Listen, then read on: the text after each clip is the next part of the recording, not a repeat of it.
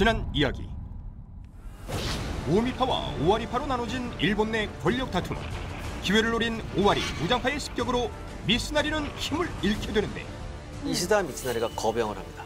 다시 말해서 자기가 천하인이 되겠다는 야망을 여기서 드러내는 거죠.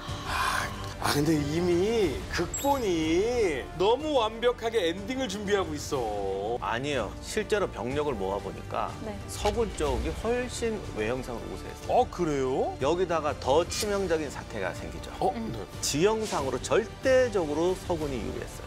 얘들이 내려오면 측면을 밀리면서 두 개 부대가 다 쓸려 나가는 상황이었어요. 그럼 이거잖아요. 주머니 감싸서 쫙 좀 매면 끝나는 전멸. 거죠.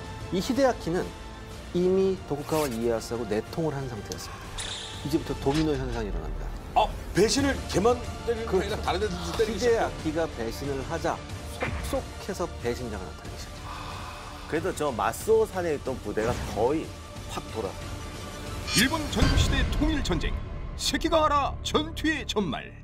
미스나리 같은 경우도 뭐가 있었냐면은 공격 공포증이 있는 사람이에요, 이 사람이. 왜냐하면 자기가 공격을 해서 단 한 번도 성공한 적이 없어요. 갖다 깨질까 봐. 네, 왜냐하면 예전에 그 임진왜란 전에 오시성 전투에 한번 이 히데요시의 명을 받고 오시성 전투의 지휘관으로 참관했는데 워낙 그 방비가 철저하니까 어떻게 할까 하다가 예전에 한번 히데요시가 어떤 성을 공략할 때 수공을 써서 성공한 적이 있었거든요. 나도 그러면 수공을 한번 써보자. 그래서 오시성 공략 때 수공을 한다고요. 네. 근데 그 무리 역류를 해가지고 자기 편을 덮쳐서 네. 오시성 공략이 좌절돼가지고 바로 소환을 당해요, 이 사람이. 네. 그래서 너 왜 그렇게밖에 못 싸우냐? 왜 병력을 충분히 줬음에도 불구하고 여기서 이렇게 됐었죠. 행주산성에서 그렇게 됐었죠. 그러니까 이거 내가 항상 공격을 섣불리 하다가는 내가 이거 나 안 되는 거야. 싸우고 이기려고 예. 무조건 조심해서 싸우래. 지지 않을 전략. 전략 게임 같은 거 해보면 소수 병력 갖고 또 치고 들어가서 흔드는 스타일이 있고 그렇죠. 무조건 생산 많이 땅 많이 해갖고 무조건 맞아. 전력에서 이긴 다음에 맞아. 붙어서 쉽게 이기려고만 하는 사람이 스타크래프트도 보면 테란이 그런 종족이죠. 약간 철벽 방어를 하면서 한 방에 뻥 하고 이기는. 보통 보면 알렉산더나 이러면 저그처럼 뚫고 들어가 해서 막 다다다다 달려 들어가는 스타일이죠. 막 무조건 병력 많이 자금 많이 해가지고 일단 이기게 만들어 놓고 붙는 스타일이 있거든요. 그때 미치나리 군에 이렇게 그 앞에 편말에 써 있었다고 하던데 안전 제일. 여기 또 하나의 미스테리가 있는데 네. 네. 그 또 있어요? 유명한 큐슈의 해적 집단 그러니까요. 시마즈 가문이라고 있어요. 아마 그때 당시 제가 기억하기로는 교수님이 일본 전체에서 누가 제일 잘 싸우느냐 하면 이쪽이 가능성이 높다라고 얘기해요. 그렇다고 항상 그 사스마 네. 사스마 깡패들 그러면 이 집단은 지금 어디에 있었어요? 이것도 미스테리인데 그게 이제 중앙부에 있었어요. 중앙부 약간 측면에 있었는데 네. 어쨌든 이 우리가 다시 앞으로 돌아오면 네. 사사오산 전투에서 네. 히데요시 편이 좀 전투의 우위만 차지했어도 이렇게 안 됐어요. 조금 더 공세적으로 나가서 좀 밀어붙였으면 얘들이 배신을 왜 하겠어요? 바로 붙지. 그래서 본인도 그건 알았겠죠. 여기서 빨리 압도적으로 밀어야 쟤들이 배신 안 한다. 미초산에 있던 애들이 네. 착 튀어나오는 거예요. 그래서 이제 팽팽하니까 네. 초강력 부대를 출동시키려고 한 겁니다. 그게 시마즈 부대예요. 해적 부대. 이게 원래 시마즈가 제일 잘하는 게 상대방 쪼개는 거예요. 해적들은 원래 소수로 자르고 다니는 애들이잖아요. 네. 그러니까 병력은 많지 않았어요. 한 1,500, 1,300 그랬는데 시마즈도 당시 임진왜란 왔을 때 최강의 부대라고 조선 사람들이 인정했던 부대예요. 그리고 임진왜란 때 일본에 잡혀갔던 강항이라는 네네. 분이 돌아와서 쓴 기록이 있는데 거기도 하는 말이 일본 사람들한테 들었을 때 최고의 부대는 시마즈라고 한다라고 그랬어요. 그런데요? 왜 여기서 팽팽하게 된 거죠? 안 싸웠어요? 그러니까 이거 딱 좋잖아. 이럴 때 돌격을 시켜줘. 그렇죠. 잘라주면 되지. 그래서 나가라고 했어요. 그랬더니 이게 지금 역사의 미스터리예요. 뭐 신분 낮은 애가 왔다고 그랬대더라. 전령의 신분이 네, 낮았다고요? 그건지 뭐 말을 뭐 싸구려 말을 타고 가서 내리지 않고 급하니까 출동하렵니다 뭐 이랬대던가. 하여간 자기를 모욕했다고 안 움직여요. 그러니까 왔으면은 응당 나에게 맞는 대접을 그렇지 하고. 장군 이거 해야 되는데. 가래요! 뭐야? 자존심 상하니까 안 갈래 이렇게 됐다고요? 예. 약간 근데 약간 핑계 같은데요? 도시락 먹은 거고 약간 느낌 비슷한데? 혹시 이쪽도 내통한 거 아닐까요? 그러니까 이게 지금 역사의 미스터리인데 네. 하여간 그래도 몇 번을 부탁을 하는데 또 사나이 한 번 고집 부리기 한 입으로 안 두 가. 번 말할 수 이러면서 없다. 이제 안 갔어요. 그래서 끝까지 전투에 참전을 안 해요. 그러니까 여기서도 합리적인 추측을 해보면 네. 여기 역시 아마 그래. 도쿠가와의 무슨 그쵸, 내통하지 커넥션이 않았을까. 있었지 않았을까. 그리고 느낌상 지금 시마즈 쪽의 느낌은 약간 미츠나리 군보다는 도쿠가와 군의 느낌이 조금 냄새가 좀 나. 그래서 시마즈가 배신했다고들 생각하는데 네. 요 다음 얘기가 좀 황당한 거예요. 왜요 또? 예? 전투 내내 안 했거든요. 네. 이겼잖아요. 네. 그럼 배신했으면 형님 이래야 될 거 아니에요. 난 도쿠가가 이길 줄 알았어. 이래. 전투 다 끝난 다음에 그도 안 해요? 전투 다 끝난 다음에 이제 자기 부대가 나갔잖아요. 네. 항복을 안 해요. 그리고 포위되니까 네. 여기서 그 유명한 정면 돌파로 적 포위망을 벗어난다. 여태 가만히 있다가 그러니까 완전히 끝났죠. 네. 이때 뒤돌아서 도망가면은 그냥 학살당하잖아요. 네. 이때 전쟁사에 어쩌다 한 번 나오는 거. 적진 중앙을 뚫고 후퇴하기. 그래서 1,500명이 도쿠가와 이에야스 중앙부를 뚫고 탈출. 와, 탈출해요? 네. 거의 전멸하는데 뚫고 나가요. 대단한 부대긴 했네. 그래서 일본사에서도 이게 궁금해. 저럴 거면 왜 안 싸웠어? 진지게 하지. 아 그러면은 주인공병 있는 거 아니에요? 이쯤 기다렸다가 에이 그래서 뭐 온갖 소설이 다 있어요. 자기 체면을 생각해서 싸우는 척하고 뚫고 나가야 했을 때 뚫었다. 도쿠가와 군이 1,500명을 못 막는다는 게 말이 되느냐. 그러니까 더 짜고 친 이거다라고 하는 사람도 있고. 아니 그렇게 많이 죽었는데. 그러니까요. 그쯤 되면 뭐 이러지. 그러니까 아니 이게- 깜짝 놀라서 길을 열어줬다면 좀 의심스럽겠지만. 그리고 나중에 도쿠가와 이에야스가 걔를 공격을 안 해요. 그냥. 느낌은 좀 뭐 그러니까 서로를 좀 인정하는 게 있긴 있지 않았을까? 그러니까 이게 지금 계산이 안 나오는 거야. 이게 이거냐 저거냐. 이왕에 전쟁 다 끝났는데 이거 싸움도 잘한 놈 우리 편 만들자 이런 건지 처음부터 짠 아이, 건지. 심증은 있는데 물증이 없네. 도쿠가와가 혹시 시마즈는 이제 그래 이렇게 된 거 난 옛날부터 도쿠가와가 좋았어 라고 이제 항복 전령만 오기를 기다리고 있었는데 항복 전령이 와서 장군 그대의 무용을 높이 사서 우리가 그대에게 좀 우리 편으로 와주십사 하는 마음을 전합니다. 이랬으면 알았어 이러려고 했는데 항복해 또 안 해. 거기다가 자존심 상했어. 시마죽은 돌파할 때 걔들하고 싸우다가 독구가 4천왕 중에 한 명이 부상을 당해요. 걔가 결국 부상을 못 이겨서 몇 년 후에 죽어요. 그러니 이게 짜고 그러니까 짜고 쳤다고 하기에는 그건 설명이 되죠. 적당히 하려고 그랬는데 네. 거기서 오버 액션이 된 거죠. 그러면 이 전투가 어떻게 진행이 되고 마무리가 되는지도 혹시 기록에 남아 있나요? 양군 합쳐서 16만이 모였는데 전투가 생각보다 일찍 끝나요. 이렇게 돼서. 그래서 전투가 한 7, 8시간 만에 끝나버립니다. 그리고 패배가 확실해지니까 이시다 미츠나리가 이제 주랭랑을 칩니다. 그래서 그러니까 가신이 와서 그랬겠죠. 막 후위를 도모해야 됩니다. 장군. 그러니까 오케이. 얼마 있어 잡힙니다. 그 자기 친구한테 잡혀요. 어디가 일로 와, 일로 와.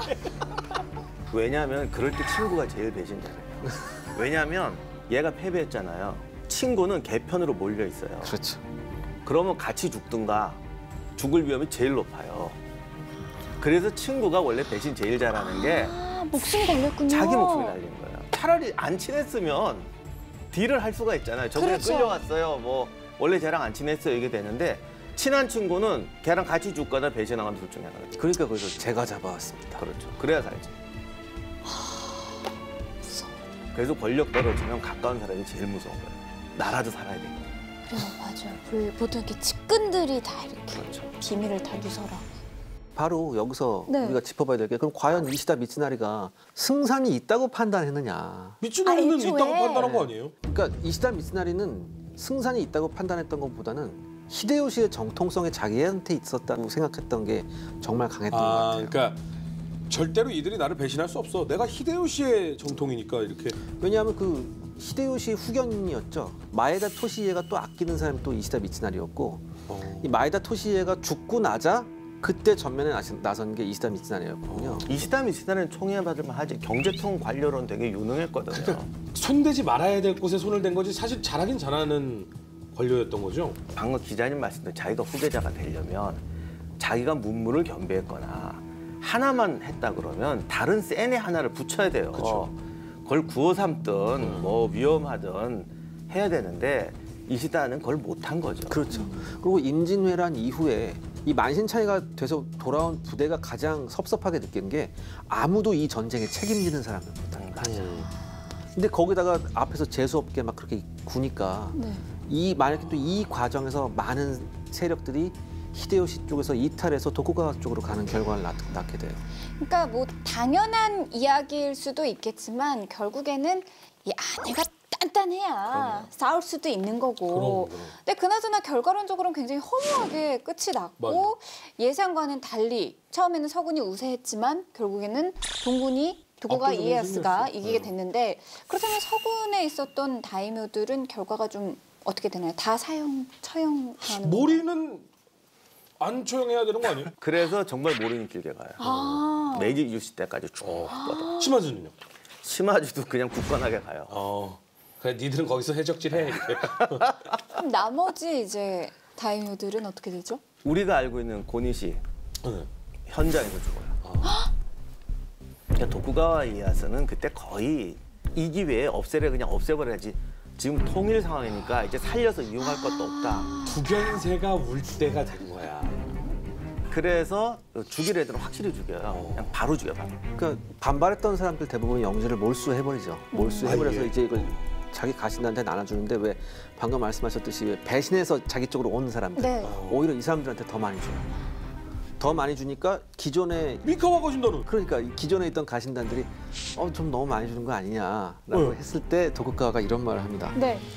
저들은 분명 감격해서 나한테 충성할 거다. 그리고 걱정하지 마라. 어차피 노른자에는 다 우리 거다. 이렇게 얘기를 해요. 그러니까 미카와 가신단이 동경 쪽 그 대평야는 다 미카와 가신단이 가지고 있으니까. 근데 정말 미카와 가신단이 대단하다고 생각이 들고 진짜 고진감래의 대표적인 예가 미카와 가신단인 것 같아요. 그러니까 그 뒤에 이제 독구가 막부가 서고 나서 보면은 이게 뭐 오래전 예전에 내 편이었던 지금 내 편이 이게 중요한 게 아니고 대가 이런 식으로 처리를 하죠. 그러니까 그냥 현장에서 죽여버리네. 아니면 영지를 딴 데로 줘서 처음에는 뒀다가 자꾸 감봉시키거나 딴 데로 쫓아서 말려 죽이는 경우. 그러니까 말려 죽이거나 아니면 변방에 작은 가문으로 만들어버리는 경우. 아니면 좋은 데를 줘서 잘 살게 해주는 경우. 이 네 가지가 나죠, 대체로. 아니 근데 또 최근 연구 결과에는 또 이게 다르게 또 얘기가 된다면서요? 네, 일본이라는 나라가 좀 재밌는 게 여기에 대해서 끊임없는 새로운 연구 결과, 그 새로운 주장이 이렇게 계속 대두가 되더라고요. 그래서 최근의 걸 한번 제가 소개를 해드리려고. 네. 그러니까 네. 제가 지금 소개해드리는 거는 그냥 여러분들이 일종의 하나. 심각하게 받아들이실 필요는 전혀 없는 거예요. 이런 설도 있나? 네. 여러 가지 그중에서- 설 중에 예. 최근에 하나 설. 그 중에서 가장 재밌는 게 하나 있는데 아까도 말씀드렸듯이 거의 양군 합쳐서 16만의 군대가 모여 있는데 그래서 양측은 처음에 장기전을 예상을 했다고 하더라고요. 근데 네. 실제 전투는 뭐 한 7시간 만에 7시간. 끝났죠. 네. 그러니까 이거 도대체 이게 어떻게 됐느냐. 그러니까 우리가 지금까지 얘기해온 것은 이시다 미츠나리 측에서 배신자가 속출했기 때문에 이렇게 전쟁이 도쿠가와 이에야스의 승리로 귀결되었다라고 했는데 하지만 이것만으로는 설명이 부족하다라는 요 포인트에서 시작이 됩니다. 네. 그래서 시즈오카 대학의 교육학 교수 고와다 테츠오 교수하고 일본 역사 연구가 텐도 신조의 주장인데요. 세기가하라 전투에 영국 엘리자베스 1세의 개입이 있었다라는 이런 얘기가 있는데 이제 일본 니코에 이제 도쿠가와 박물관이 있습니다. 여기 가보면 아주 흥미로운 여러 가지 유물들이 있는데 그 중에 하나가 도쿠가와의 갑옷이에요. 지금 저 화면에 보이시는 도쿠가와 갑옷입니다. 이 갑옷의 형태는 전통적인 일본 갑옷은 아닙니다. 마치 서양 갑옷 같죠. 요 갑옷을 뭐라고 불렀냐면은 남반 도우소쿠, 즉 남만 동부족이라고 해서 이때 일본이 남만이라고 하면은 이건 전부 다 서양이에요. 그러니까 서양식 플레이트 갑옷인데 도쿠가와가 가지고 있던 갑옷은 서양식이 아니라 서양에서 직접 들여온 겁니다. 거기에다가 그냥 오칠을 한 거고 사실 도쿠가와뿐만 아니고 이때 전국시대 당시에 돈 많은 다이묘들이 서양식 갑옷을 수입해서 입었어요. 근데 입으려고 하다 보니까 등치가 안 맞는 거예요. 그렇죠, 그래서 그렇죠. 그걸 또 카피해서만 자기가 입습니다. 그래서 그걸 뭐라고 하냐면 이제 와세 남반도라고 해서 일본식 서양 갑옷. 그렇죠. 근데 사실 일본식 서양 갑옷은 카피해서 만들었지만 강도는 서양 플레이트 갑옷만큼은 안 나왔고요. 저기 지금 그림에 보시면 오른쪽 아래 보시면 저 갑옷에 이렇게 좀 홈이 파여 있죠. 저게 뭐냐면 실제로 조총을 쏴본 거예요. 전투. 얼마나 예. 이게 근데 가능한지. 막았죠. 예. 그러니까 예전에 우리가 오다 노부나가가 총 2발 맞고도 살았다는 게 네네. 아마 그때 당시에 오다 노부나가도 이러한 형태의 갑옷을 입지 않았을까. 아무튼 이 도쿠가와 박물관에 가보면 조 갑옷이 있어요. 조 갑옷이 있고 서양식 갑옷이 있고 또 하나 거기 보면 불랑기 대포라고 해서 서양식 대포가 있습니다. 실제로 세키가하라 전투에 대포가 사용되었다는 기록이 있습니다. 그렇다면 대포가 도쿠가와 쪽에만 있었냐? 아니면 이시다 미츠나리 쪽도 있었거든요. 근데 이시다 미츠나리 쪽은 5문밖에 없었고 이 당시 도쿠가와 쪽에는 30문의 대포가 있었습니다. 어유 전력 차가 꽤 되는데 그러면? 그러니까 이 사람들의 주장은 뭐냐면은 이 대포의 차이가 전투의 승패를 갈랐다고 얘기하는데 이거는 좀 억측이 있고요. 네. 다만 양쪽에 화력 차이가 있었던 건 좀 분명하죠. 어허. 그러니까 다른 거는 몰라도 전면전을 붙었을 때 더 좋은 위치에 더 많은 병력과 싸웠는데도 그 밀리지 않고 싸웠다라는 것에서 이 전력 차이가 도움이 뭐 됐겠네요. 그럴 수도 있겠고요. 재미있는 것은 이 이후에도 도쿠가와 이에야스는 아주 적극적으로 대포를 활용합니다. 그런데 그때 대포가 공성전에서는 쓸만한데 네. 쓸만한 게 아니라 공성전의 판도를 바꿔놓는데 네. 야전에서 그게 요즘 대포까지 빵빵 쏠 수 있는 것도 아니고요. 그리고 대포도 쐈다고 되는 게 아니에요.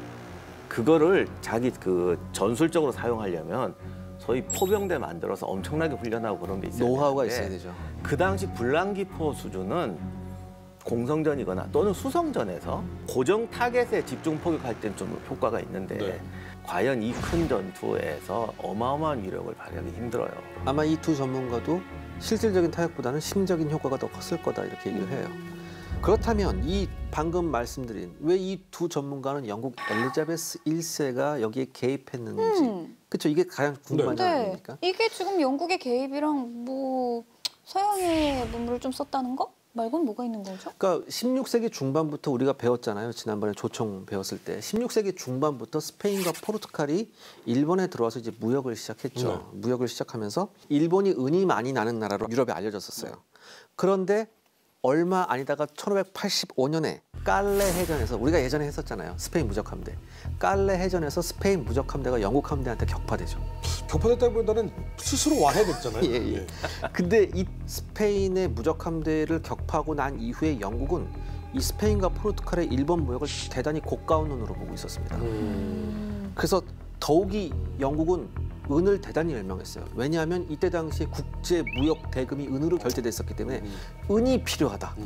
그런데 공교롭게도 이 세키가하라 전투가 벌어지기 6개월 전에 영국 배 한 척이 일본에 표착을 합니다.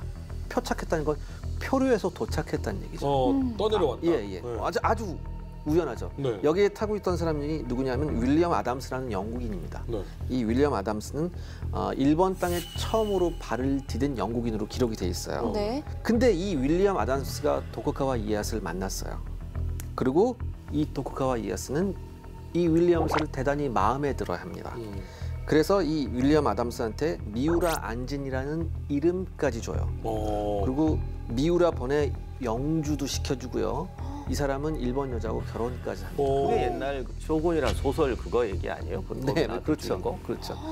그 다음에 이 사람이 이렇게 되면서 막부의 통상 고문이 돼요. 심지어 이 사람의 위치는 이에야스하고 수시로 독대하면서 진언을 할 수 있는 위치였습니다.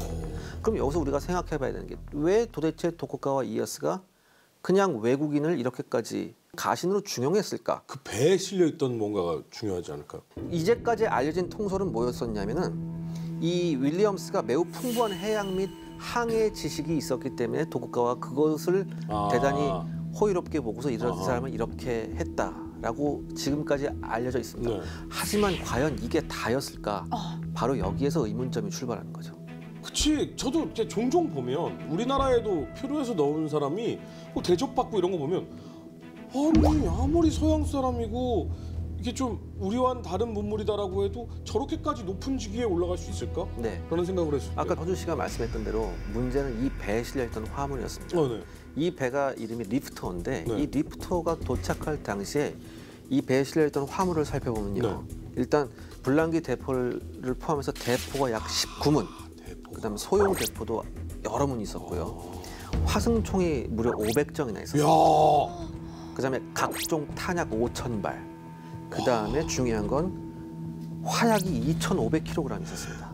화약도요? 그것도 질 좋은 유럽제 화약이 2.5톤이 있었죠. 와. 그다음에 대단히 우수했던 갑옷도 여러 점 있었었고요. 근데 이 화물의 내용을 보면 이거는 표류해서 이렇게 했다기보다는 마치 갖다 그치. 바친 것 아니, 같은 느낌. 전쟁 물자 그쵸. 같은 느낌. 군사 작전을 하기 위해 우리가 예전에 우리 스페인의 남미 원정에 있었을 때 피사로의 화물 내용을 보면 남미를 정복하기 위해서 가져왔던 화성총의 숫자가 약 150장입니다. 네. 이 군수 물자는 제가 방금 말씀드린 대로 남미 원정보다 훨씬 더 큰 규모였고요. 이게 일본에 표착하자마자 즉시 토쿠가와 이에야스 측에 제공이 됩니다. 이 물품들이. 그렇지. 아무래도 그래서 조심스러운데. 이런 것에 도움을 받아서 세키가라 전투에서 토쿠가와가 승리할 수 있었다는 게 그 두 새로운 학자들의 주장입니다. 자, 그렇다면 이 주장을 뒷받침하기 위해서는 우리가 크로스 체크를 한번 해봐야 되죠. 네. 네. 왜냐하면 영국 쪽에서도 어떤 기록이 있었나 한번 네네. 봐야 될 거 아닙니까? 런던 대형 도서관의 기록 보관소에 오. 이 기록이 있습니다. 오. 윌리엄 아담스가 영국 동인도 회사에 보냈던 11통의 편지가 발견됩니다. 네. 11통의 편지를 동인도 회사에 보냈다. 다시 말해서 이 윌리엄 아담스는 동인도 회사 소속 직원이었던 겁니다. 당시 편지 내용을 보면요. 뭐냐면은 동인도 회사가 약 50파운드의 돈을 윌리엄 아담스의 가족한테 보냈다는 내용이에요. 당시 50파운드는 지금 돈으로 하나가치 한 5천만 원 정도 됩니다. 우와. 그러면 그 과정이 네. 윌리엄이 일본에 가서 결혼하고 도쿠가와의 가신으로 살고 있던 시절이에요. 그렇죠. 그러면 동인도 회사가 윌리엄을 공식적으로 일하고 있다라고 판단을 그렇죠. 하는 거예요? 즉 이 돈은 윌리엄 아담스 가족들의 생계비를 위해서 지급된 돈이었습니다. 대부분. 이야. 이거 박사님 이 정도면 썰이라고 하기에는 너무 자료가 확실한 거 아닙니까? 글쎄요. 근데 그 중요한 거는 교육은 할 수 있는 거고 네. 저는 그 논문에서 말하는 결론이 정확히 뭔지는 모르겠는데 네. 개입이라고 하기보다는 어차피 그 시절을 왜곡하고 무역하고 있었고 네. 어차피 총도 다 그때 들여온 네. 거고 뭐 그게 우연히 온 거든 뭐 거래를 하고 온 거든 그런 게 와서 수입을 했다. 네. 그럼 뭐 그게 뭐가 이상해? 그러니까 지금 여기서 엘리자베스 1세가 개입을 했다라는 말까지 좀 애매한데 우연치 않게 다른 데로 갈 군수 물자였는데 그 도쿠가와 이에야스한테 가면서 그럼 기왕 이렇게 된 거 일본에 팔아. 내가 일본을 먹을 거야라고 해서 그게 지원이 됐다면 영향을 미친 건 분명하네. 근데 그게 일본은 서양에 대해서 정말 묘한데 일방적으로 배타적이지도 않고 또 그렇다고 무조건적으로. 이러지도 않아요. 그러니까 자존심은 자존심대로 있어요. 그래서 안 좋을 때는 서양 탓해요. 임진왜란 이거 저 포르투갈 무기상인들이 꼬신 거야. 그런데 이거 우리 동네 작은 아니야. 이거 사실 알고 보면 서구 열강까지 구입한 세계사적인 전투야. 이럴 때는 또 바깥에 이게 저 설 다음은 분명히 그거야. 이미 일본은 세계 질서에 들어가 있어. 세키가하라 전투는 일본에서 벌어진 전투가 아니고 세계사적인 전투야. 네, 맞습니다. 영국과 포르투갈의 대리전이었다. 예, 그러니까 그 성격이 지금 맞는 게 지금부터 제가 드릴 말씀이 바로 그겁니다. 네. 이 윌리엄스가 동인도 회사한테 보낸 편지 중에 하나가 뭐가 있었냐면은 우리는 일본으로 향했고 도착했다라고 되어 있습니다. 동인도 회사에서 윌리엄스를 일본에 파견했다는 얘기입니다. 우리가 다 알듯이 당시의 동인도 회사는 그러니까 엘리자베스 1세의 외교 및 비밀 첩보 업무도 하고 있었어요, 사실. 그렇게 되니까 다시 말해서 이 사람들이 주장하는 것은 윌리엄스는 엘리자베스 1사의 밀사였다는 얘기죠. 점점 막 나가잖아. 그렇죠. 그렇다면 이제 여기서 우리가 결론을 내야 되는데 도대체 왜 엘리자베스 1세가 도쿠가와 이에야스를 도왔을까죠? 그렇죠. 당시 이시다 미츠나리 쪽에 카톨릭 신자가 많았습니다. 다시 말해서 카톨릭 신자가 많았다는 것은 이시다 미츠나리 쪽과 무역할 수 있는 상대는 스페인과 포르투갈 쪽이 많았다는 얘기죠. 쉽게 말해서. 더욱이 그때 유럽은 신구교의 갈등이 심했을 때예요. 그렇다면 우리가 판단해봤을 때 당시 영국의 가장 큰 적은 뭐냐? 구교의 중심이자 그렇죠. 유럽 패권의 라이벌이었던 스페인이라는 얘기예요. 따라서 이시다 미츠나리하고 대립 관계에 있었던 도쿠가와 이에야스를 도움으로 해서 일본에서 스페인과 포르투갈의 세력을 축출할 수 있었다고 생각한 거죠. 그건 다시 말하면 영국하고 스페인이 패권 경쟁하는데 일본을 내 편으로 끌어들이냐 안 끌어들이냐가 엄청나게 중요했다라고 말하고 싶어요. 그렇죠. 그렇게 말하고 싶은 거예요. 실제 근데 이 세키가하라 전투 이후에 도쿠가와 승리한 이후에 이 도쿠가와는 스페인과 포르투갈 쪽 사람들을 계속 내쫓습니다. 실질적으로. 그리고 그 자리에 영국 사람들이 들어오는 건 맞아요. 아하. 그래서 영국 상인들이 도쿠가와 에도 막부가 본격적으로 쇄국 정책을 하기 전까지 이제까지 스페인과 포르투갈이 하고 있는 무역을 영국이 독점합니다. 사실상. 그러니까 이게 제가 결론적으로 말씀드린 것은 이게 지금까지 나온 최근의 주장입니다. 나름 이제 객관적인 자료를 제시하잖아요. 그건 그렇죠. 우리가 매우 한번 흥미롭게 생각할 네. 점이죠. 여기서 좀 전형적으로 어떤 그 느껴지는 바가 있네요. 그러니까 뭐 예를 들면 얇은 그리고 가벼운 판때기가 2개가 있다. 이것을 팔에 달고 열심히 휘두르면 하늘로 올라갈 수도 있다.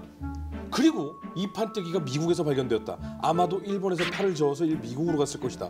사실을 기반으로 하지만 굉장한 상상력이 들어가는 그렇죠. 이런 거. 근데 저는 사실은 이런 거 좋아해요. 아니, 재밌어요. 재밌는데 사실을 기반으로 하잖아. 이 안에는 결국 나 되게 중요한 존재였어. 그렇죠. 아니, 그러니까 사실상 나야. 근데 전국 시대를 통해서 일본이 서양 문물에 대해서 대단히 중요한 인식을 하기 시작한 건 맞아요. 사실 그거.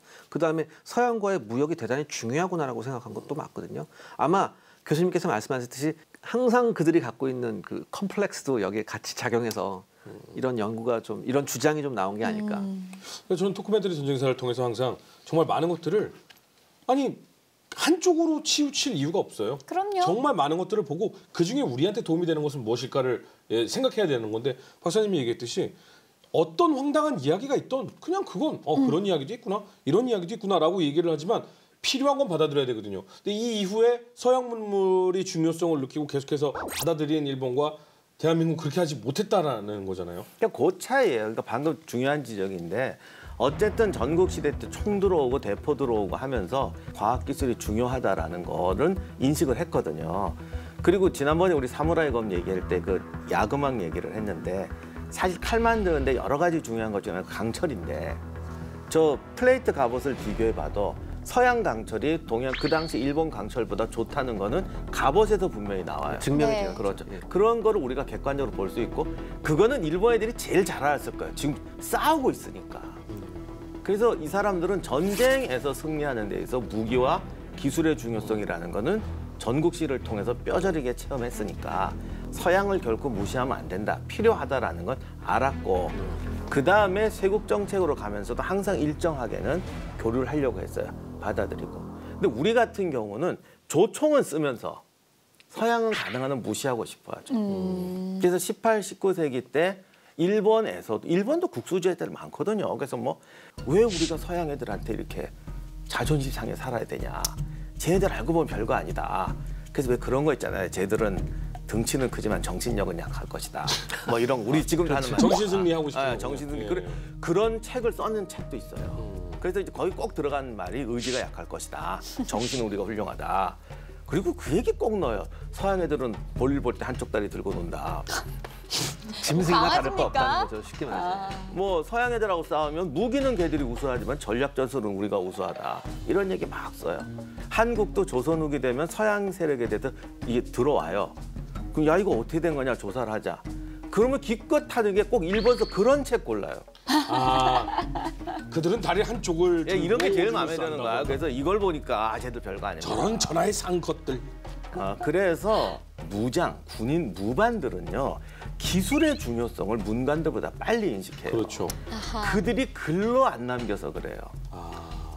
그러니까 우리가 이 실학자나 이런 분들이 보면 그분들도 기술 중요하다 이런 얘기 하죠. 네, 근데 실제 현장에서 체감하는 거. 그렇죠. 다르죠. 네, 근데 기술이 중요하다면서도 쟤들은 한쪽 다리 들고 볼일 봐. 이런 게 있고 전략 전술로 싸우면 이길 수 있어. 오히려 무장들이 안 그래요. 야 이런 무기하고 싸우는데 전략 전술 갖고 뭘 이겨. 도저히 이길 수가 없구나. 그런 거. 그런 얘기하면 화내는 거지. 이놈 이거 정신 상태가 글러먹었네. 아하. 그러니까 문관이라고 다 그러고 무장이라고 다 그런 그렇죠, 건 아니지만 그렇죠. 어떤 그런 경향성이 있는 사람들이 더 빨리 나온다는 거예요. 그래서 일본도 아마 여기에 대한 그 전형적인 컴플렉스가 있나 봐요. 그러니까. 그래서 항상 일본이 하는 거 그거잖아요. 그 일본도에 대한 환상을 일본인 스스로가 심어주거든요. 이게 우리의 일본도는 옥강으로 만들었기 때문에 한번 뵈면 다 달빛도 가른다. 이런 얘기를 달빛이야 조카로도 가를 수 있어. 이게 보면 애니메이션에도 정신승리에 달을 어떻게 가르냐 그랬더니 호수에 비친 달을 갈러. 그걸 뭐해? 그 갈 아니라도 가르는데. 네, 진짜 기자님 말씀이 맞는 게 어떻게 보면 좀 더 컴플렉스 있는 사람들이 그걸 감추고자 더 자기 위안을 많이 하게 되는 거잖아요. 무서운 건 컴플렉스에서 끝나지 않는다는 거죠. 뒷구멍으로는 계속해서 그걸 받아들이는 거예요. 그러면서 아닌데 이거 우리의 생각이 많이 들어간 건데. 그렇죠. 일본은 그 두 개가 항상 같이 있어요. 그러니까 콤플렉스고 받아들이는 건 받아들이는 그러니까 거. 컴플렉스가 있다는 건 부끄러운 게 아니에요. 그렇긴 하죠. 그거를 어떻게 해서 극복할 수 있느냐. 그렇죠. 그거를 평생 컴플렉스 갖고 살다가 가느냐. 아니면 이거를 다른 어떤 방법을 통해서 극복해 나가느냐가 되게 중요한 거잖아요. 그렇죠. 근데 이제 세키가와라 전투까지 하면서 이제 도쿠가와 이에야스가 천하인이 됐고 진정한 사실은 천하인 최초의 천하인이 된 거잖아요. 네. 이 이후 도쿠가와 이에야스는 어땠나요? 궁금해요, 진짜. 이러고 나서도 굉장히 장수했죠? 그러나 여기서 끝난 게 아니에요. 이건 아니에요. 그래요? 마지막 하나 남은 이제 거대한 장애물이 있어요. 그러니까 동군과 서군이 싸워서 이기면서 이제 천하의 패권이 도쿠가와 이에야스에게 왔지만 맞죠? 히데요시 가문이 멸망한 게 아니라 천하인에서 다시 영주로 떨어진 거예요. 히데요시 가문이 남아있어. 오사카 성과 히데요시의 패는 아직도 살아있어요. 그리고 그 성격이 드센 요도기미가 아직 살아있지 않습니까? 물론 이시다 미츠나리가 죽은 다음에 요도기미가 대단히 낙심을 해요. 낙심을 한 와중에 그 오사카 성에 있었던 그 가신들이 이제는 우리 끝났다 어떻게 막 이렇게 하고 있으니까 요도기미가 결심을 한 거야. 나 얘네들을 믿고서 내 아들을 쇼군을 못 만들고 내가 스스로 얘를 쇼군을 만들어야지. 이런 독한 마음을 품습니다. 아무튼 교토와 오사카를 전부 다 장악한 쪽이 이제는 진정한 상황이죠. 세키가와라 전투에서 승리를 차지하고 사실상 일본의 패권을 거머쥐는 도쿠가와 이에야스. 하지만 그가 갖지 못한 난공불락의 요새 오사카성에 남아있었는데 욕망의 화신 요도도노와 그의 아들 히데요리, 도쿠가와 이에야스는 이들을 제압하고 오사카성을 차지할 수 있을까? 오사카성 가보셨어요? 가봤어요. 진짜 가서 올라가 보면 야 이래서 오사카성 하는구나. 그래서 오사카 전역이 쫙 내려다 보이지 않습니까? 저는 안 가봐서 잘 모르겠습니다. 근데 저도 사실 너무 더워서 그 안에 올라가서 보진 못하고 밑에서 오사카성을 바라만 봤어요. 오사카성 꼭대기에 올라가면은 그 실제로 사람이 거주하는 게 아니라 감시탐용으로 왜 꼭대기층에 이렇게 전망대처럼 해놨잖아요. 저는 거기 가서 봤거든요. 올라가서 진짜로 그런 생각했어요. 더럽게 힘드네. 오사카 성 자체도 산이잖아요. 어느 정도 산 타고 올라가야 되는데 안에 가면은 정말 그때 당시에 사람들이 작아서 그랬나? 계단도 좁아요. 그리고 계단이 엄청 가파라요. 원래 거기는 지금 콘크리트로 복원을 했지만 원래 오리지널 천수각도 그 복도가 좁고 경사가 가파라요. 왜냐하면 적군이 쳐들어왔을 때 밑에서부터 위까지 하나하나 싸우면서 이제 버티는 구조라. 안 싸우고 그냥 밑에다 불을 놓으면. 실제로는 그렇게 하죠. 도쿠가와 이에야스 하면 저희가 이제 두견세 이야기가 가장 많이 떠오르는데, 근데 이제 이분이 굉장히 기다리는 거 잘하고 또 남의 이 마음을 움직여서 협상을 하는 거 잘하고 이런 사람인데 좀 굳이 싸워서 무너뜨리기보다는 내가 그 계승을 이제 이어받는다라는 쪽으로 협상하는 게 낫지 않았을까요? 그래도 왜 히데요시의 유지를 받든다는 걸 자기가 좀 보여줘야 돼요. 그렇기 때문에 상징적으로라도 어떻게 해서든지 히데요시 가문과 뭐 연결끈이 있다고 해야 되나? 그런 걸 보여줄 필요가 있어서. 또 결혼하나요? 네. 혹시? 야, 이제는 제가 허준 씨가 왜냐면 아무 의미 없지만 그냥 끈이라도 그냥 달아놓는 거, 그냥 잡아당기면 끊어지는 거 결혼이었잖아요. 그러니까 도쿠가와 이에야스가 자기 아들이죠. 히데타다의 딸 센히네를 히데요리에게 시집을 보냅니다. 손녀딸을요? 네네, 소녀딸을. 네. 대외적으로는 어떻게 얘기를 하냐면 이건 돌아가신 히데요시님과의 약속을 이행하는 거다라고 이제 대외적으로 이렇게 얘기를 해요. 근데 그 딸이 어머니가 아사히와 오이치의 딸이었거든요.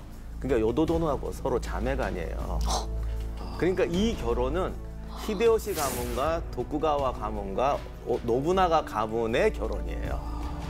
그러니까 진짜 약간 천하통일 같은 느낌이 있긴 하대. 예. 그러니까 형식은 그렇죠. 이 결혼을 근데 도쿠가와 이에야스 측하고 요도도노 측은 처녀 반대로 생각을 하는 거예요. 1603년 7월 7일 날 결혼을 해요. 네. 그때 세니미가 7살이었고 히데요리가 11살이었는데 네? 아직 못했는데 나는 7살, 7이. 아니 결혼을 한 나이가요? 네. 와, 7살이랑 11살이요? 그러니까 결혼이 무슨 의미가 있겠어요? 정말 아무 의미 없는 거죠. 그렇지. 이 결혼은 도쿠가와 이에야스가 봤을 땐 단순히 요도도노 측을 안심시키기 위한 겁니다. 안심시키고 내심 이런 거죠. 내가 다른 건 몰라도 65만석 영주로서의 지위는 보장해 줄 테니까 튀지 말아라. 이런 의미였어요. 이렇게 밉니까? 살려는 드릴게요. 그렇죠.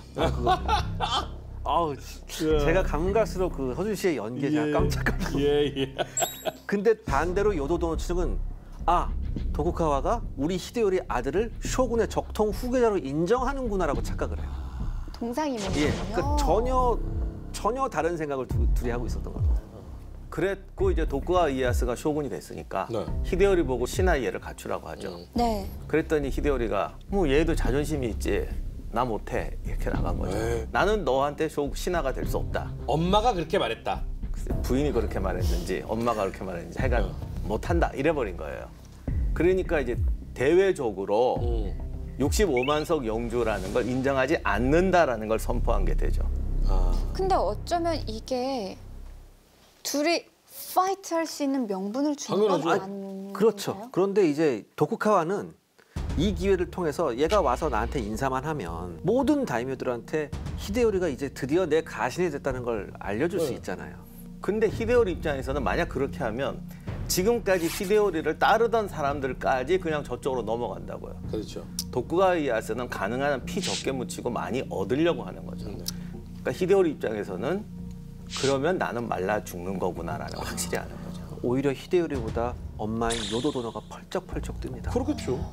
히데요리에 대한 여러 가지 기록이 있는데 일본 쪽 기록에서 대부분의 기록에 일치하는 게 뭐냐면 좀 마마보이 기질이 좀 있었다라는 얘기가 아니, 있고 그게- 그리고 엄마가 워낙 드셌어요. 그럼요. 아니 아무리 전국시대라고 해도 15살짜리 아이가 그 백전노장에 그렇게 전투를 많이 한 쇼군한테 난 너한테 쇼군의 예의를 갖출 수 없어라고 하기에는 사실은 너무나도 잔혹한 상황이죠. 근데 어머니가 그건 너 그렇게 하면 가는 거다. 안 된다라고 얘기를 했겠죠. 도쿠가와 이에야스도 어릴 때부터 인질가면 살았지만 그때 세상하고 지금 히데요리가 앞에 놓고 있는 도쿠가와하고는 상대가 안 되기 때문에 이거는 어차피 안 되는 게임이었어요. 그러면 이제 전쟁이 일어나는 거잖아요. 그러니까- 그러면 이제 좋았어. 오케이. 대의 명분 완성. 이거잖아요. 그렇죠. 그러니까 이제 전쟁이 기정사실이죠. 근데 세키가하라 전투 이후에 히데요시 측에 붙을 가시는 이제 없어요. 다이묘는 없어요. 이렇게 되니까 도요토미 히데요리 측은 어쩔 수 없이 세키가하라 전투에서 몰락하거나 패배해서 패잔병이 됐던 낭인들을 모으기 시작합니다. 근데 여기서 잠깐. 이때 당시에 도쿠가와 이에야스는 대략 몇 살이었나요? 아마 60대. 이때가 60대였을 거예요. 그러니까 이렇게 되니까 도쿠가와 이에야스는 쟤네들이 이제 뭐 낭인들 모으고 하는 걸 봤잖아요. 대단히 괘씸하게 생각을 해서 심지어 야 내가 이렇게까지 배려를 해줬는데 이걸 기회를 발로 차버리네 얘가 이렇게 하면서 우리 생각 같았으면 바로 공격할 텐데 그게 아니에요. 오히려 일정 기간을 두고서 자기가 지금 에도로 옮겼잖아요. 에도를 본격 개발합니다. 자기 세력을 여기서 훨씬 더 공고하기 위해서 에도를 본격 개발해요. 두견새가 울 때까지 기다리는 거죠. 그러면서 이 에도를 개발하면서 또 하나 이 히데요리 측에 보여주는 거예요. 전국의 수많은 다이묘들한테 명령을 해서 그 노동력을 제공하라고 하니까 대거 노동력이 옵니다. 이거를 보여주는 거예요. 이거 봐라. 이 노동력이 얼마나 어마어마했냐면 산을 깎아서 만든 토사로 매립을 해서 새로운 평지를 만들 정도였어요. 왜냐면 에도가 지금 막 계속 매립해서 만든 도시거든요. 그리고 또 하나 중요한 게 뭐냐면 이 에도가 매립해서 만든 도시이기 때문에 우물을 파도 짠물이 나와요. 상수도가 없잖아요. 상수도 시설을 산에서 끌어오는 공사까지 같이. 그러면 에도를 본격적으로 개발하면서 내실을 탄탄히 다지지만 아무리 그래도 아무리 발에 박힌 작은 티눈이라도 언젠간 뽑아야 되는 거 아닙니까? 언제까지 이게 이어지나요? 그래서 1614년에 이제 오랜만에 그 도쿠가와 이에야스가 교토에서 히데요리를 접견합니다. 상당히 시간이 많이 흐른 이후였죠. 접견을 한번 했는데 생각보다 히데요리가 장성한 거예요. 그렇죠. 많이 컸겠죠. 아이들은 빨리빨리 자라거든요. 그렇죠. 그러면서 또 나름 의젓한 거예요. 얘가 와서 뭐 이에야스 공 오셨습니까? 뭐 이런 식으로 하는 거여서 자기를 대하는 태도도 그렇게 자기를 존중하는 것 같지 않고 그러니까 히데요리를 보고 난 다음에 도쿠가와 이에야스가 드디어 결심합니다. 히데요리, 즉 도요토미 히데요시 가문 자체를 완전 멸망시켜야지 아하. 내가 천황이 되는 거야. 진정한 천황이 되는 거야. 네, 정말 그때 결심했을까? 옛날부터 생각 다 해놨을 거예요. 근데 이제 너무 어리고 막 이러니까 오히려 자기가 대의 명분이 그렇죠. 약간은 떨어진다. 근데 자극이 됐을 건 같아요. 어느 정도 자존심 상하는 느낌을 받았을 것 같거든요. 오히려 그런 얘기 흘렸을 거예요. 도쿠가와 이에야스가 그렇게 아무 생각 없이 사는 사람이 아니에요, 진짜로. 문제가 뭐냐면 이때 당시 도쿠가와 이에야스 나이가 70이에요. 히데요리는 이제 딱 20인가 21살 딱 됐어요. 내가 좀 더 늙기 전에 얼른. 바로 그겁니다.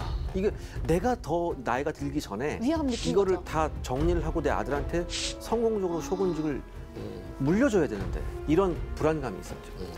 좀 더 현실적인 이유네요. 그 그렇죠. 이유가. 근데 보통은 이제 이렇게 해서 가고 나서 안 되겠다라는 생각은 하지만 보통은 트리거가 당겨지는 일들은 한번 일어나잖아요. 당시 오사카성 즉 아직 도요토미 히데요리 측에는 상당한 군자금이 있었어요. 그러니까 부자였어요. 어느 정도였냐면 금화가 9만 개, 그다음에 은화 16만 개라는 엄청난 자금이 있습니다. 자, 그러면 이게 생각을 해야죠. 야, 일단은 쟤네들이 가지고 있는 재산을 좀 축내야겠다. 어떤 방법이 있을까라고 생각을 하는데 도쿠가와 이에야스 밑에 있는 사람들 중에 텐카이라는 비교적 머리가 잘 돌아가는 승려가 하나 있었어요. 이 승려가 얘기를 합니다. 저 자금을 먼저 소진시켜야 됩니다. 어떤 방법으로요? 그렇죠. 그 방법이 있었어요. 뭐냐면은 호코지란 절에 수리를 명령하십시오. 이 호코지란 절이 어떤 절이었냐면은 도요토미 히데요시가 세운 절이에요. 근데 이 절이 지진 때문에 무너졌거든요. 그래서 저 절을 다시 복원하는 명분을 주십시오. 그러면서 대규모의 자금을 소모케 하십시오. 이런 아이디어를 주죠. 이걸 명령하니까 오케이 하고 해요. 그래서 엄청난 자금을 들여서 이 절을 복원합니다. 아하. 야, 여기 보면 요도도노가 그렇게 머리가 잘 돌아가는 사람은 아니었구나. 이게 그 뜻이라는 걸 알았으면 안 했을 텐데. 그래서 그 호코지라는 걸 중건을 하는데 네. 항상 그 마지막에 올라가는 게 그 범종이라고요. 종. 예, 이 종이 돈이 엄청 많이 들거든요. 예, 재료값이 얼마인데. 네. 그 옛날 기록에 의하면 범종 하나를 녹이면 칼이 수백 자루가 나왔다 그런 얘기가 있어요. 그렇죠. 그래서 그 범종에다가 이제 대불전에 거는데 거기에 국가 안강 군신 풍락이라는 구절을 새겼어요. 아, 종에다가. 네. 그건 또 다시 말하면 나라가 평안하고 부유하니까 임금과 신하가 모두 풍요한 즐거움을 누린다. 뭐 이런 뜻이에요. 근데 하야시 라잔이라고 일본 성리학계에서는 굉장히 유명한 학자예요. 우리나라 지금 뭐 이황, 율곡 정도 되는 사람이고 일본의 성리학을 거의 국교화한 굉장히 중요한 학자인데 이 양반이 그 글씨를 딱 보고 가서 찌른 거예요. 네. 찔렀다기보다는 자기가 이제 연구를 한 거지. 그러니까 도쿠가와가 좋아할 만한 말을 어떻게 할까? 왜냐하면 자기도 히트를 쳐야 되니까. 히트를 쳐야 됩니다. 그래서 이 말이 국가 안강의 이 안자가 가강에서 가를 빼서 안으로 바꾼 거다. 그러니까 강을 안전하게 한다. 그러니까 이건 진압한다 이런 뜻이다. 그리고 군신 풍락인데 도요토미 히데요시가 풍신수길이잖아요. 네. 그러니까 그 군신 풍락은 이게 도요토미 가문이 행복해진다 이런 뜻이다. 그러니까 도쿠가와 가문을 누르고 도요토미 가문이 행복해지자 이런 뜻을 새겼다라고 해석을 해서 갖다 바친 거죠. 사실 좀 진짜 자의적 해석이. 억측인데 좀. 아무튼 그래가지고 이걸 트집을 잡아서 공격을 하게 됩니다. 근데 이거는 진짜 어떻게 보면은 명분을 잡기 위한 그렇죠. 트집 아닌가요, 정말? 그러면 반대로 얘기하면 히데요리는 트집을 안 잡히기 위해서 여지껏 최선을 다해서 조심하면서 정말 내실을 다져왔을 텐데 이게 아무리 트집이라지만 너무나도 큰 일이잖아요. 그럼 히데요리는 안 싸우고 히데요리도 어떻게든지 버텨야 되니까 그렇죠. 뭔가 좀 방법을 취하지 않았을까요? 근데 뭐 들어줄 수 없는 명령을 내려. 오사카성을 비우고 딴 데로 가라. 말려 죽이는 방법을. 그러니까 이 당시는 영주들을 영지를 바꾸는 경우가 종종 있어요. 네. 그러니까 멀리 보내고 줄이고. 네. 근데 히데요시 가문의 오사카성을 버리고 가라는 거는 싸우자 이거죠. 네. 싸우자. 그러니까 이제 큰일 났죠. 큰일 났으니까 자신들이 관리하고 있던 낭인들한테 총동원령을 내려. 야, 빨리 들어와라. 지켜야 된다. 예, 그러니까 낭인들이 대거 들어오기 시작합니다. 그때 그 유명한 미야모토 무사시도 오사카성에 들어갑니다. 아 근데 무사시가. 근데 그게 정말인가요? 미야모토 무사시가 정말 뭐 우리가 생각하는 진정한 무사가 아니라 무슨 깡패 비슷했다는데. 깡패고 뭐고 모르겠는데 전설의 검객인 거 사실이죠. 네. 항상 전설의 배우는 깡패지. 다음 이야기. 절정으로 치달은 두 세력의 충돌. 뚫을 것인가 버틸 것인가. 전국시대 오사카성 전투 최후의 결과는 오사카 공방전. 이 전투가 시작된 게 1614년 11월 19일부터거든요. 그래서 이제 오사카의 겨울 전쟁이라고 하는데 아 저게 바깥 해자예요? 아니요, 안쪽 해자. 아, 저걸 해자라고 했던 거예요? 전 강인 줄 알았어요. 저 정도 폭의 해자가 3중으로 바깥쪽에 맞아요. 있었어요. 오 진짜요? 오사카성이 안 떨어지는 거예요. 조총이 수송하는데 정말 좋아요. 이 조총 부대한테 자꾸 깨지는 거예요. 국가와에서. 너네가 약속 위반이야. 이게 또 구실이 됩니다. 근데 이거는 어차피 그거 아니었으면 뭐 밤에 개가 짖어대거나 뭐 온갖 뭘 못 만들어내. 그럼요.